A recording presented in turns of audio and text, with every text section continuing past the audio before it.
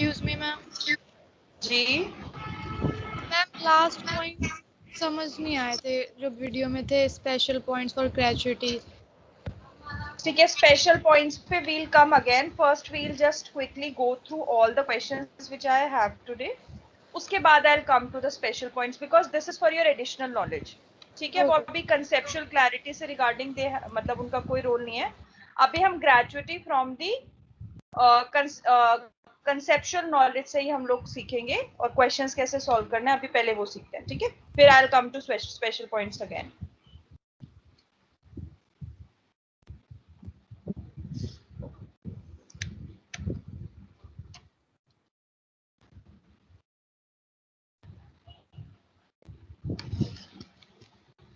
ठीक है, तो आपका मैं बस क्विकली आपको रिवाइज करा रही हूँ कि gratuity before retirement is always fully taxable irrespective of whether the employee is government or non-government. In case the employee expires and then gratuity amount is received by the legal heirs or the family members of the employee, then in case whether the employee is government or non-government, it is always exempt. Then next हमने किया था when the this is for government employees, that when they receive the gratuity amount on retirement, it is always fully exempt, and under this local authorities are also added in the definition.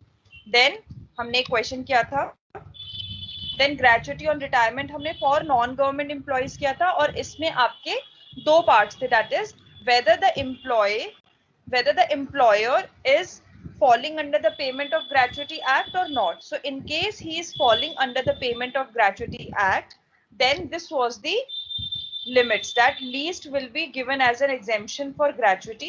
Actual amount, the maximum limit of 20 lakhs, and this 15 divided by 26 into salary. Salary में थी आपकी basic salary और DA last drawn by the employee.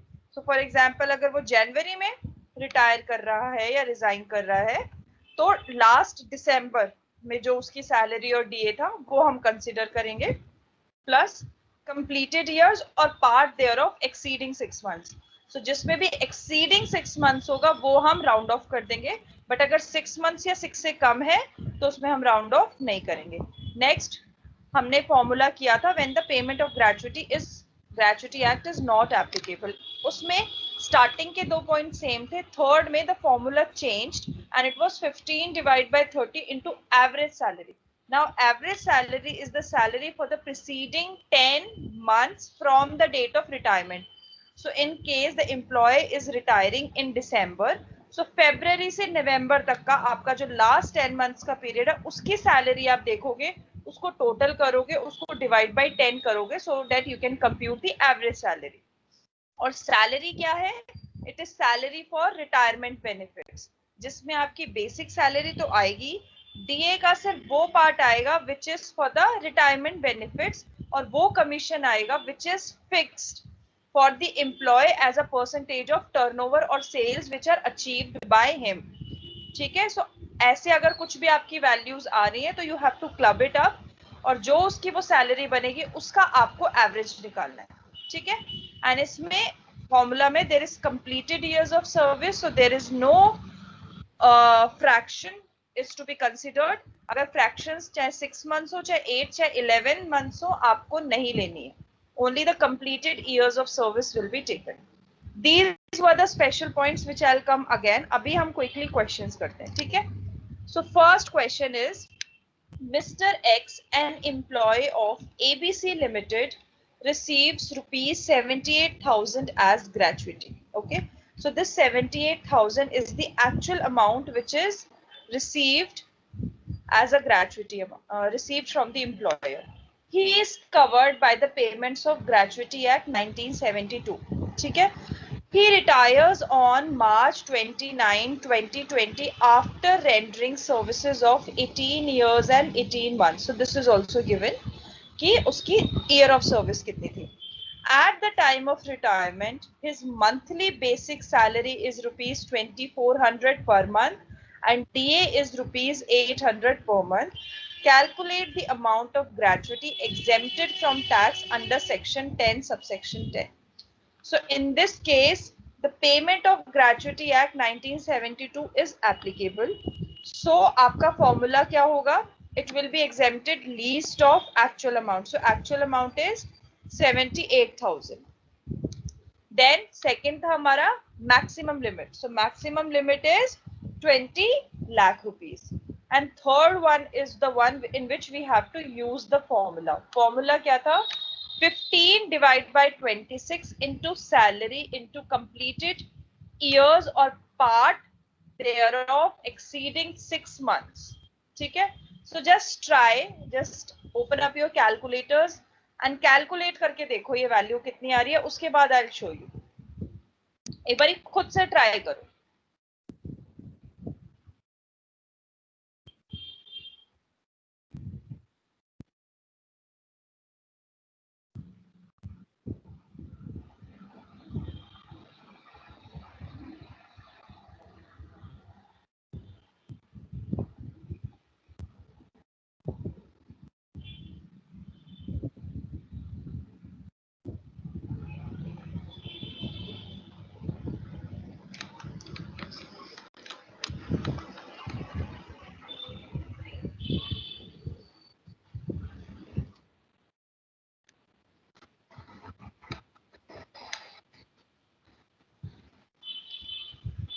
$35,076.92. Priya has answered. किसी और का आया है कोई आंसर?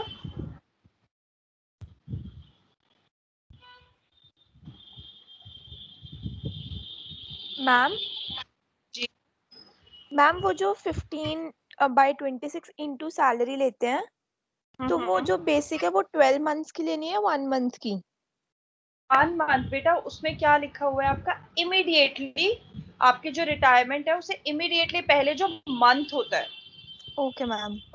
1 महीने की है सैलरी बस. 42,923. ठीक है, परफेक्ट.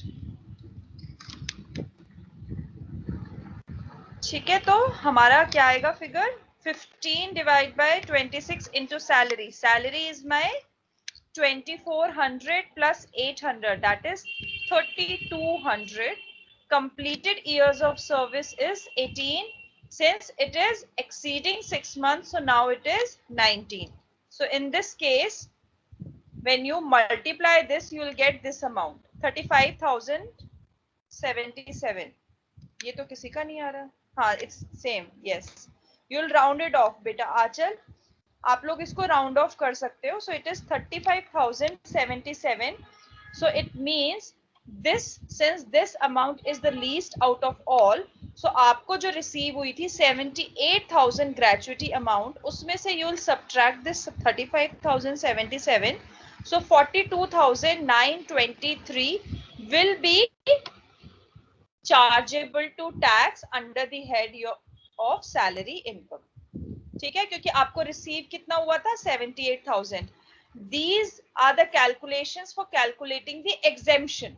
सो एग्जेम्पशन उसको कितनी मिल रही है? 35,077 की. So received minus exemption is equals to your जो नेट अमाउंट है, that is 42,923. It will be charge to tax. Clear है ये सबको? Clear to everyone?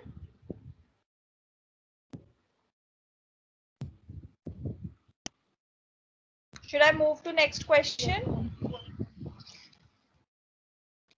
So Mr. X resigns from services on 15th February 2019 from ABC company, and he is paid rupees 7 lakh as gratuity. His last drawn basic salary is rupees 40,000 and DA is 45% of basic salary. He has served for 16 years and 8 months before retirement. Calculate his taxable salary for the previous year 1920, assuming that Gratuity Act is applicable. So it's very easy. Just try it out.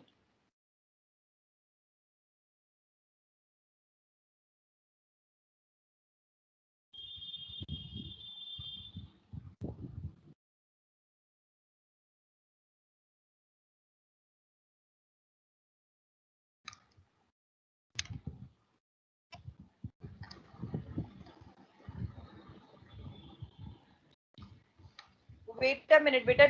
This must be 2020.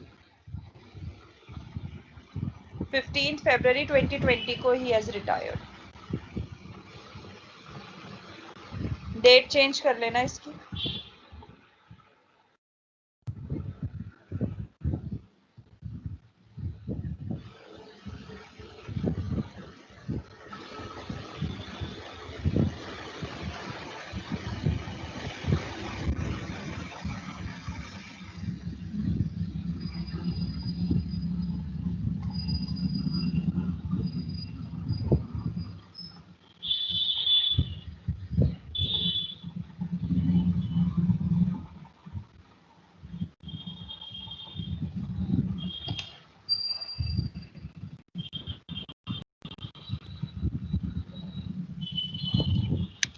Exemption is 56,000 or 5,68,846. Okay, then this is taxable. Okay. So in this case, actual amount received is 7 lakhs, maximum 20 lakhs. Then formula is 15 divided by 26 into 58,000. That is 48,000 plus 45% of basic salary. So it is 40,000 into 1.45. So 58,000 into 16 years and 8 months. So this is an addition. So it is 17 years. So when you will multiply this, you will get this amount. So this is least out of these three. So this amount will be exempted. So जो आपकी taxable होगी gratuity amount, this will be 7 lakh minus 5,68,846. Clear है सबको?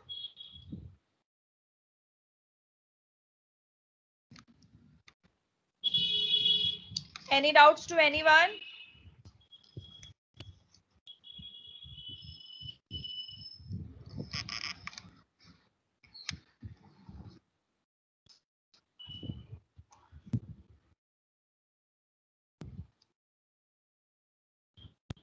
ठीक है बेटा, सबके answers ठीक है.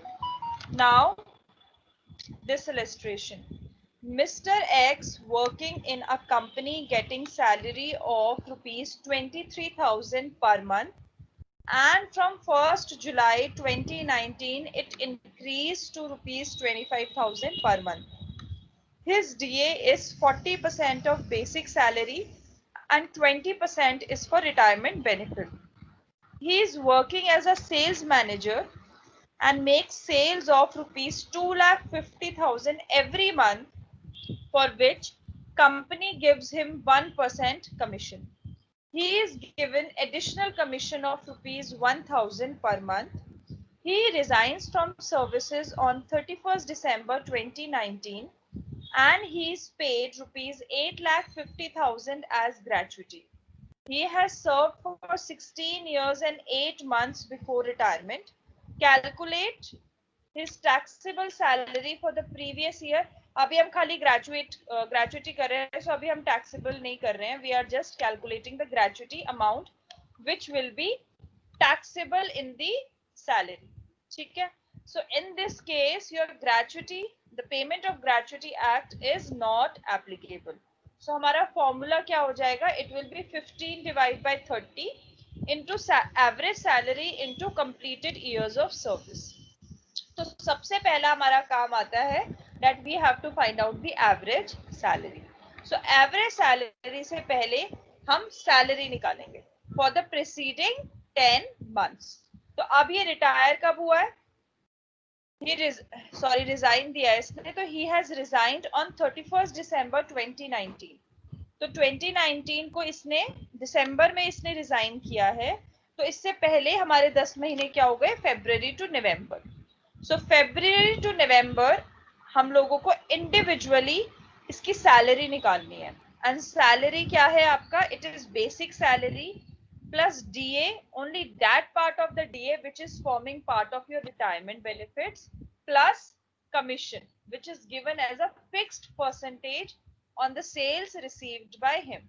Okay, so now इस डीए में it is given that 20% only is for the retirement benefits, और जो आपका कमीशन है, कमीशन जो फिक्स्ड दिया हुआ है वो 1% दिया हुआ है ऑन 2,50,000 एवरी मंथ जो वो सेल कर रहा है, ठीक है। इसके बाद जो एडिशनल कमीशन दिया हुआ है वो हमारी ग्रेचुटी में नहीं आएगा कैलकुलेशन में, बिकॉज वो हमारी सैलरी में सिर्फ वही कमीशन आता है विच is fixed percentage given on the annual on the turnover which is achieved by him. So in this case it is a different commission, so it will not come in the calculation of gratuity. तो ये तीनों चीजें हमारे पास है। अब तीनों चीजों को हमें एड अप करना है फॉर द प्रीसीडिंग 10 मंथ्स, ठीक है। और हमारी बेसिक सैलरी में भी चेंज हुआ है।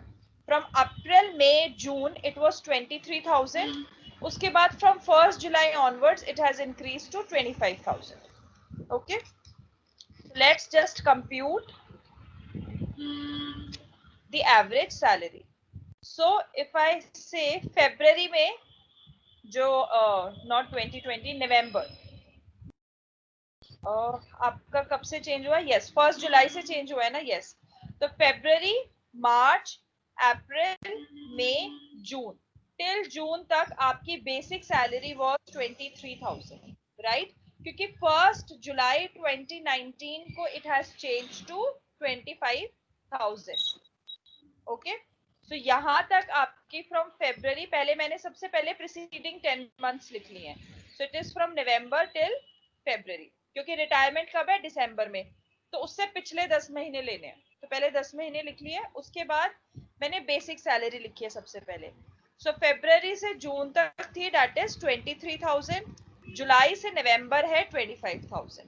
ओके, उसके बाद आता है डीए। डीए वो कह रहे हैं एक्चुअल में it is 40%। Excuse me ma'am, but हाँ बेटा, मैम इसमें हम दिसंबर को मेंशन नहीं करेंगे क्योंकि रिजाइन तो उसने 31 दिसंबर को किया है, तो वो मंथ नहीं, काउंट नहीं होगा। वो मंथ नहीं होता, it is in the formula itself. Average salary is from the preceding 10 months from the date of retirement, उससे प्रीसीडिंग वाले मंथ्स होते हैं, नॉट दिसंबर। भले उसने दिसंबर के एंड डे में भी किया है, बट दिसंबर नहीं होगा। Similarly when your gratuity act is applicable, उसमें भी लास्ट ड्रॉन सैलरी है, मतलब ये महीने की सैलरी नहीं, भले इसने 31 को अगर ये रिजाइन करेगा इसकी सैलरी आएगी, बट इसको नवंबर की लेनी है, हमेशा पिछले महीने की लेनी है, ठीक है। देन डीए का क्या था? 40%, but out of which 20% is for retirement benefit. तो खाली हम वही कंपोनेंट लेंगे जो रिटायरमेंट बेनिफिट के लिए, तो रिटायरमेंट बेनिफिट के लिए it is just 20%, so basic salary will be multiplied with 20%. So when your basic salary is 25,000, your DA is 2,000. When your salary is 23,000, your DA is 1,840. Okay, क्योंकि अगर basic change होगी तो DA भी change होगा। So now this is only 20%। Now next is commission. Commission क्या है? It is 1% which is fixed, 1% fixed on the turnover achieved by him, और turnover क्या है? हर महीने का 2.5 लाख रुपए। तो 2,50,000 का 1% कितना होता है? 2,500। सो it is same for all the 10 months, क्योंकि it is not related to the basic salary, it is related to the turnover which is achieved by him, and in the question it is given that he is achieving 2,50,000 turnover every month. Okay, इसलिए हमने उसका 1% लिया है, so this is your commission.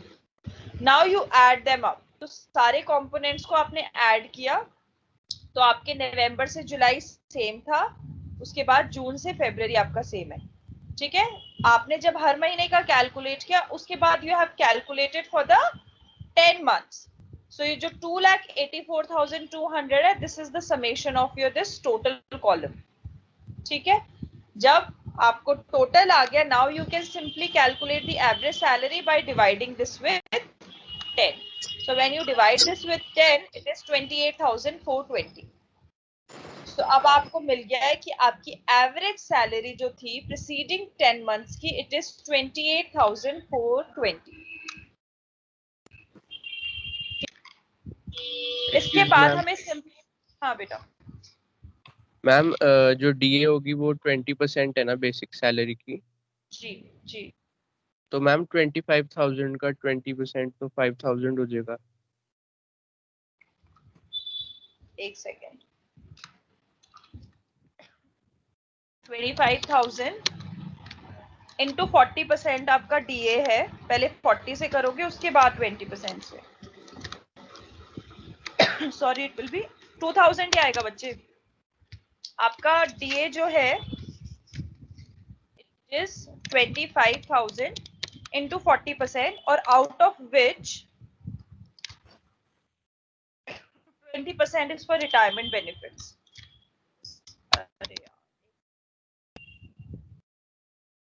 25,000 into 40% is your 10,000. इसके बाद 20% 2,000. ऐसे calculate करना है क्योंकि आपका डीए का जो है अमाउंट है उसका 40% is for retirement benefits. Clear है? क्योंकि क्वेश्चन में क्या है कि DA is 40% of your basic salary but out of which 20% is for retirement benefits.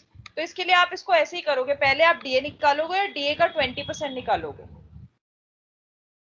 Okay ma'am. Similarly आपकी 23,000, इसका 40% इज डीए, देन इसका 20% इज 1,840।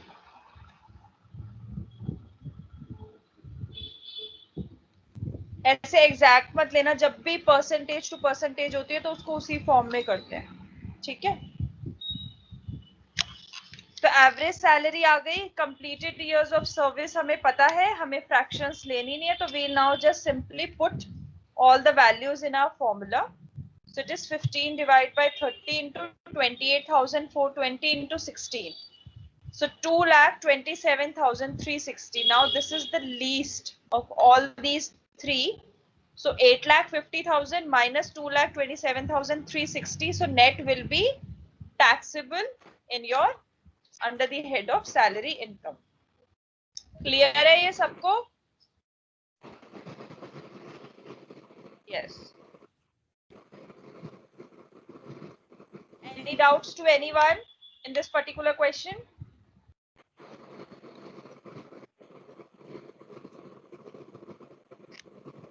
आप वो डीए वाला बता दो, डीए और रिटायरमेंट में जो आपने कैलकुलेट किया था। वो बेटा ऐसे है कि जो आपका डीए होता है ना, आपको बस वही पोर्शन लेना है डीए का which is exclusively for the retirement benefits. Retirement benefits क्या होते हैं आपके? यही आपकी ग्रेजुटी, आपका जो मैंने बताया था ना, आपका leave encashment, provident fund, pension, तो ये अगर उसका वही पोर्शन लेना है which is exclusively for the retirement benefits. तो जैसे आपका जो क्वेश्चन है, if I just come to the question, वो ये कह रहा है कि his DA is 40 of salary and 20% is for retirement benefit. इसका मतलब DA का 20% है retirement benefits के लिए, और DA क्या है? It is 40% of the basic salary. So just open up your calculator and जब आपका basic salary था 25,000, so multiply 25,000 with 40%. So multiply with 40 divided by 100, so it is 10,000. Okay, so 10,000 is your DA, but out of which only 20% is for retirement benefit. So you'll multiply this with 20 and divide by 100, so it is 2,000. Okay, so when the basic salary is 25,000, your DA is 2,000. When your basic salary is 23,000, then you again multiply first with 40%, get the amount as 9,200, and then you multiply this with 20%. So it is 1,840. So every time you have to do the calculation like this, because DA is usually given as a percentage of basic salary, and out of which whatever percentage is for the retirement benefits, you have to calculate that percentage with the DA amount, जो भी आपका calculate होगा। Clear है ये? Yes, ma'am. Hello, now we'll move to the next question. Mr. X, a marketing expert of Delhi, is working with two companies, A company and B company. He retires from A company on November 30, 1988. Salary at the time of retirement is 2,000 600 and receives 30,000 as gratuity, out of which 25,000 is exempted under section 10 subsection 10 clause 3. हमेशा याद रखना, this is when your payment of gratuity act is not applicable. Sometimes what the examiner do, he didn't specify this exclusively that the payment of gratuity act is not applicable. Instead he specifies there is a section. तो section में क्या है, वो clause change कर देगा. आपका 2 तो है व्हेन इट इज एप्लीकेबल, 3 है when it is not applicable. तो always remember whenever there is 3 it means it is not applicable. So अब तक हमारे लिए क्या इंपॉर्टेंट है कि जो उसको ग्रेजुटी मिली थी, out of which ₹25,000 is exempted. तो ये एग्जेम्प्टेड वाला जो है, दिस इज वेरी इंपॉर्टेंट. ठीक है. नेक्स्ट, इसने ए कंपनी से बी कंपनी ज्वाइन करी थी, ए में रिटायर हो गया था, उसके बाद बी का आ रहा है कि also retires from B company on December 10, 2019. ठीक है, 2019 बी कंपनी से रिटायरमेंट ले ली and served 39 years and 8 months. ठीक है, सो इसने 39 years और 8 months की सर्विसेज दी है and received 5 lakh as death cum retirement gratuity. ये कुछ भी नहीं है, this is the another name of gratuity, कि अगर डेथ हो जाती है या रिटायरमेंट हो जाती है तो ये ग्रेचुटी अमाउंट मिलता है. ठीक है, सो काफी बार कंपनीज इसको ऐसे टर्म कर देती है. His average basic salary drawn from B company for the preceding 10 months ending on November 30, 2019 is ₹18,200 per month. बड़ी आसानी से उन्होंने हमें एवरेज सैलरी भी दे दिया है क्वेश्चन में, कि हमारा नवंबर से पहले तक का जो 10 महीने की एवरेज सैलरी थी, it is 18,200 per month. Besides, he has received ₹1,000 per month as DA, 80% of which forms part of salary for the purpose of computation of all retirement benefits. For Provident Fund, 85% is considered. तो हमें DA भी पता है कि हर month का DA क्या है, it is 1,000 and out of which 80% is for the retirement benefits. ठीक है, इसका मतलब 1,000 into 80% is 800 rupees. सो हम इसमें 800 ऐड कर देंगे, बिकॉज ये खाली बेसिक सैलरी दी है उसने, एवरेज बेसिक सैलरी, डीए नहीं दी है. ठीक है, but DA is consistent.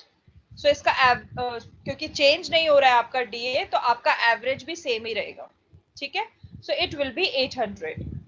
Then next is ये जो आपका है, that for provident fund 85% is considered. It is irrelevant in this question, because हमें सारे रिटायरमेंट बेनिफिट्स का परसेंटेज देखना होता है कि डीए का कौन सा ऐसा परसेंटेज है विच is for the entire, that is for all the retirement benefits. Exclusively provident fund का हम नहीं देखेंगे. ठीक है, तो हमारा 800 हमने इसमें ऐड कर दिया है. And 6% commission on turnover achieved by him. The total turnover achieved by him during 10 months ending on November 30, 2019 is ₹2 lakh. तो इन्होंने हमें टर्नओवर भी कितने का दिया है, पिछले 10 महीनों का, एंडिंग ऑन 30 नवंबर 2019. पूरे 10 महीनों का कितना दिया है, 2 लाख. सो 2 lakh into 6% is 12,000, right. 6% of 2 lakh, तो वो भी आप डायरेक्टली एड अप कर दोगे. ठीक है, क्योंकि आपको अपनी एवरेज सैलरी निकालनी है. Calculate his taxable salary for the previous year 2019-2020 assuming that gratuity act is not applicable. ठीक है, तो अभी अपनी जल्दी से कैलकुलेट करने का ट्राई करो कि हमारा ग्रेचुटी कितना एग्जेम्प्ट होगा इस केस में. Just try it out. मैंने क्वेश्चन बहुत अच्छे से एक्सप्लेन किया है, एक बार ट्राई करने की कोशिश करो, उसके बाद आई विल टेल.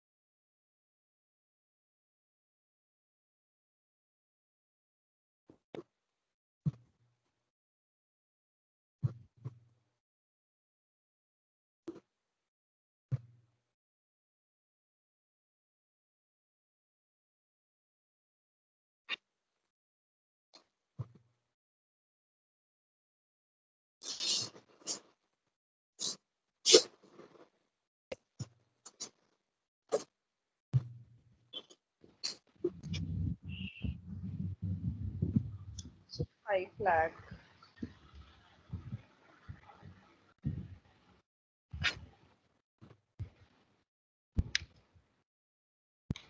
एक आंसर आ गया मेरे पास, 5 lakh will be exempted.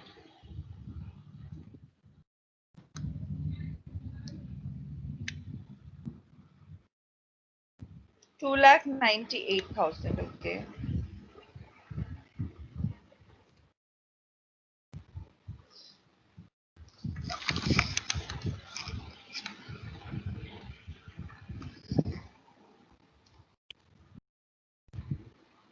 और किसी ने किया क्वेश्चन सॉल्व?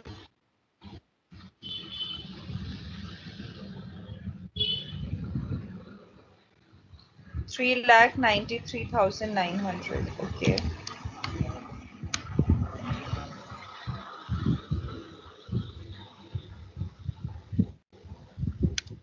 चलो करते हैं इसको सॉल्व. Very good. वैसे 3,93,900 is the correct answer. Very good, Manan. So in this case, actual amount 5 lakh है, मैक्सिमम. सबसे पहले हम मैक्सिमम वाला पॉइंट डिस्कस करते हैं. मेरे स्पेशल पॉइंट्स के अंडर था कि ग्रेचुटी जो अमाउंट है, that is maximum limit for the maximum limit of 20 lakh is for the entire life of the employee. अगर उसने एक बार ही एग्जेम्पशन ले ली है तो इस मैक्सिमम लिमिट में से वो सब्ट्रैक्ट हो जाएगी, क्योंकि this 20 lakh is for the entire. Whenever, for example, he changed multiple companies, for example, in every 5 years he's changed a company, or from that company जिससे भी वो resign करता है उससे he gets gratuity amount. तो gratuity amount मिलेगा तो कुछ आप exempt करते हो because you have completed greater than 5 years of service, and usually the payment of gratuity act is in most cases it is applicable, क्योंकि 10 से ज्यादा तो होता ही है. So अगर मैं वैसे आप लोगों को बोलूं तो अगर आप बार बार एग्जेम्पशन लेते रहोगे तो ऐसा नहीं है कि मैक्सिमम लिमिट आपकी हमेशा 20 लाख ही रहेगी. सॉरी, आपकी हमेशा हर ईच केस में 20 लाख ही रहेगी. It will keep on reducing. जैसे जैसे आप एग्जेम्पशन लेते रहोगे वैसे वैसे it will keep on reducing, because this maximum 20 lakh is for the entire life. अब चाहे उस लाइफ में आप 50 कंपनी चेंज करो, अगर आपको एग्जेम्पशन मिलती जा रही है तो ये 20 लाख रिड्यूस होता हुआ जा रहा है. So in this case, since the employee has already taken 25,000 exemption from his previous employer, that is A company, so in this case maximum limit is 19,75,000. भले ही आपका आंसर इससे चेंज नहीं होगा, but this is very important point और इसके अच्छे खासे marks होंगे आपके पेपर में.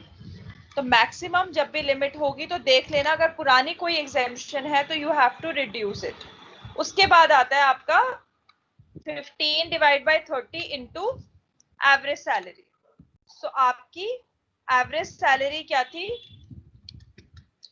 18,200 प्लस 800 प्लस 2 लाख पे 6%. 2 लाख पे 6% तो 12% बनेगा ना, 12,000 बनेगा. I think 12,000. It is 31,000. यहाँ पे 20,200 की कैलकुलेशन है. हाँ, बट वो 2 लाख तो पूरे 10 इयर्स का है ना. 10, right. It is for 10 months, तो we have to divide this with 10 also. You are right. So it will be 1,200. So 12,000 ये एक महीने का नहीं है, this is for the 10 months. So you have to divide this by 10. So this 18,200 plus 800. 20,200 is your average salary. पहले average basic salary थी आपकी, वो तो आपको पहले ही एक महीने की दी थी. डीए आपका हर महीने सेम था, तो 800 वो भी आपका एवरेज है. Commission 6% of 2 lakh rupees, and this 2 lakh is for the 10 months, और हम सिर्फ एक महीने का लेते हैं, राइट. सो हमने इसको डिवाइड कर दिया विद 10. तो आपकी एवरेज सैलरी आ गई. आपने पार्ट ऑलरेडी एक्सक्लूड कर दिया था, आपने 8 months कंसिडर नहीं करे थे, ओनली 39 years कंसिडर करे थे. Now you can simply just do the calculation, that is 20,200 multiply 39 multiply 15 divide by 30. So 3,93,900 is the exemption limit. ठीक है. सो जो एक्चुअल अमाउंट मिला है 5 लाख, उसमें से यू विल सब्ट्रैक्ट 3,93,900। ठीक है, ये कैलकुलेशन भी है आपकी इसमें, आपकी पीपीटी में, तो you can take a reference. So is it clear? Hitesh, क्या मिस्टेक कर रहे थे आप?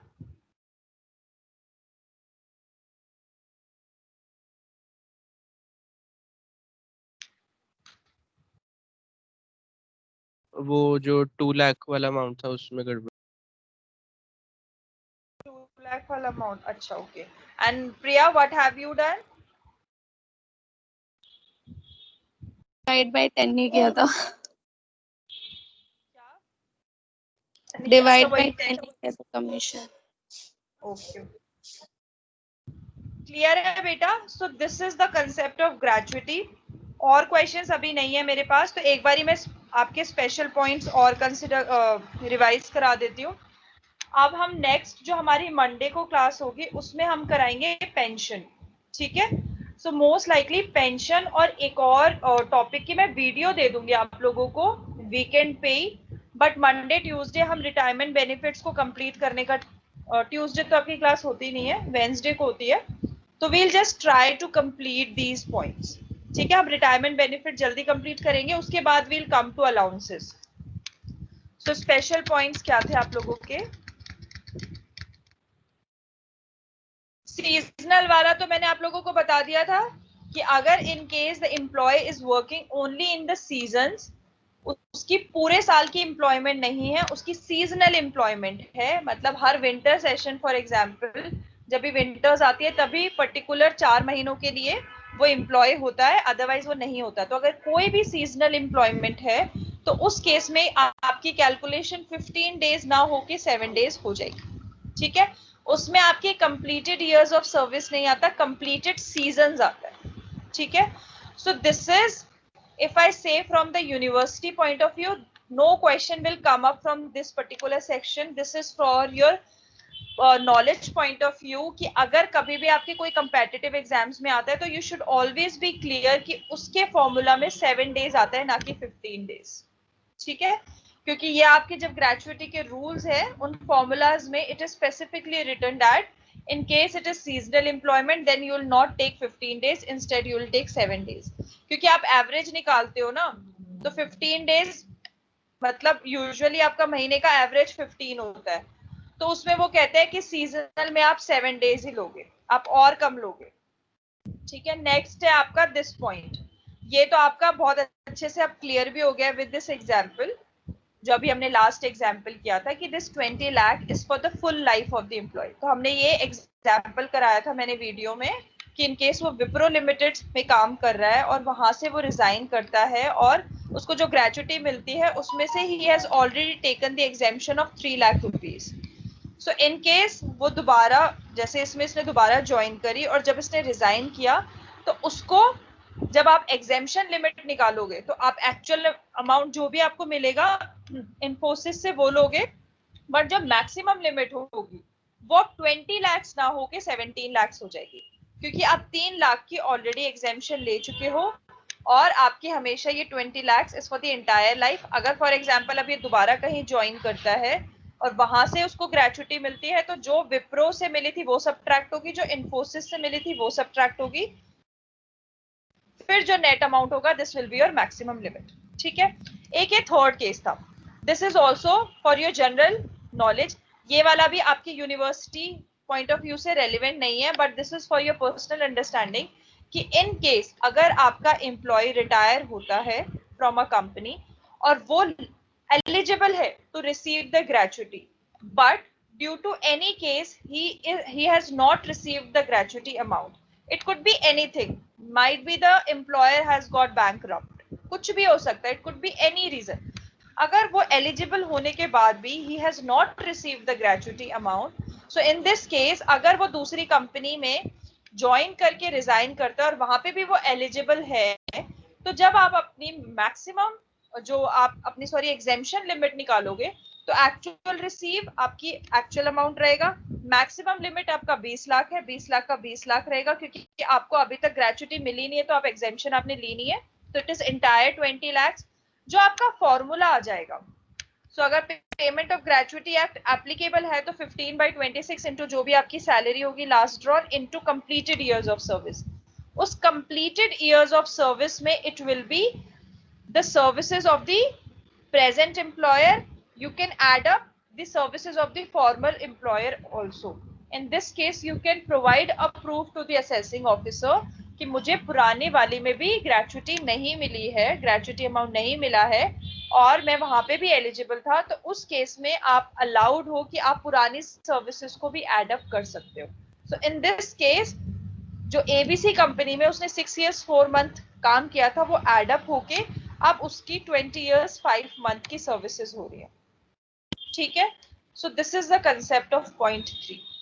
And it rarely happens because in case the company is under the payment of gratuity act, then it is compulsory for them to pay the amount. But due to any circumstances, if they are not paying it, or in case the payment of gratuity act is not applicable and voluntary basis पे they are not paying it, कोई भी reason है अगर आपका, तो उस case में you can just add them up.